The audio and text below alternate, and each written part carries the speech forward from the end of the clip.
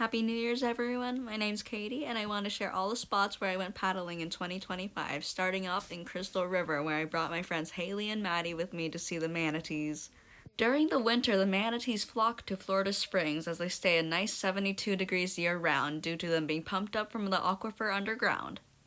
Later, I returned to Crystal River and brought my friends Gabby and Kay with me to check out the manatees while it was still cold out.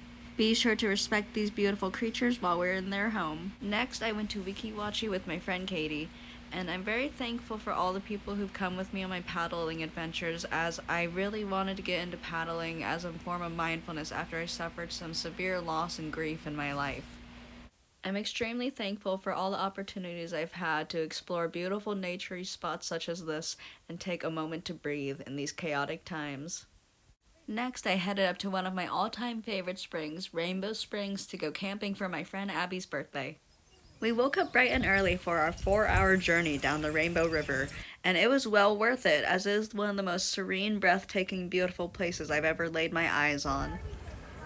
Personally, my favorite part of the Florida Springs is just how clear the water is and how I could see the ripples reflecting rainbows throughout the water underneath. I'm also so mesmerized by the eelgrass beds and all the wildlife that hides within.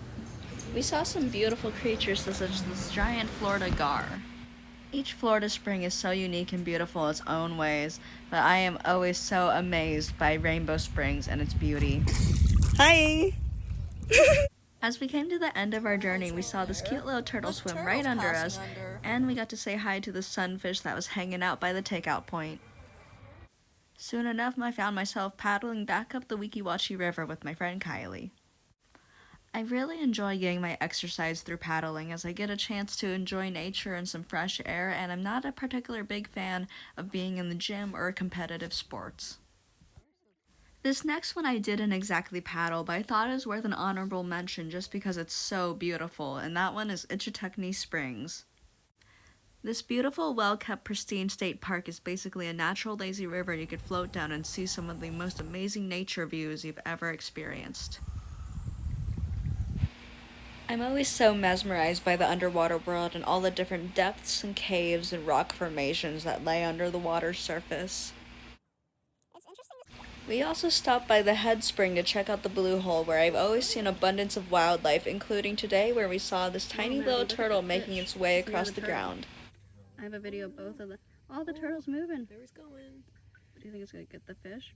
Where depth perception stops. Only looks like 4 feet right there. Don't seem very deep. Ichetucknee Springs is so beautiful and holds many dear memories in my heart.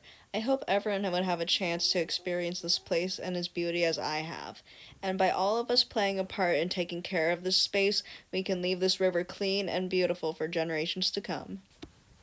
Next, I was back at Weeki Wachee, this time with my friend Maddie, and summer's heat waves were really starting to come in. One of my favorite parts of the Florida Springs is the limestone formations that form where the water comes up, and this part is known as Hospital Hole, and lots of fish and manatees are known to come here for rest and recovery. I always love saying hi to all the different fish we see as we make our way up the river. Whole bunch of fish swimming. And more fish. We paddled up the furthest I've ever been up the river, and then we made our way back down and Maddie paddled us so I could relax and enjoy the view. My next paddle adventure was in brackish water in the Sarasota Bay off a Longboat Key. And I make sure to clean my paddleboard between each body of water so I'm not transferring any invasive microbes. This little tiny crab near the mangroves hitched a ride on my roomie's life jacket and rode around with us as we came across some amazing, breathtaking shells. Just too far. Okay, I got it.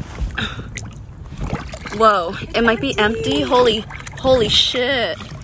This is amazing. Stop, This is amazing. I have to clean it up. But holy crap. Ah! My last paddling adventure in Florida was to Three Sisters Springs, which is only accessible during certain times of the year when it's not manatee season. The swimmable part of Three Sisters Springs is only accessible by watercraft, so we launched from King's Landing and it was well worth the paddle over. Normally during the winter months, Three Sisters Springs is blocked off and is a sanctuary for manatees. They can still be viewed from the boardwalk from land though. Even though we didn't see many fish in the spring, the clarity was so breathtaking.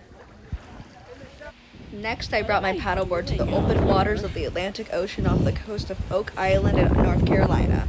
I wanted to get a little bit of practice on the ocean waves so that a few days later I'd be able to go to some of the barrier islands surrounding Oak Island.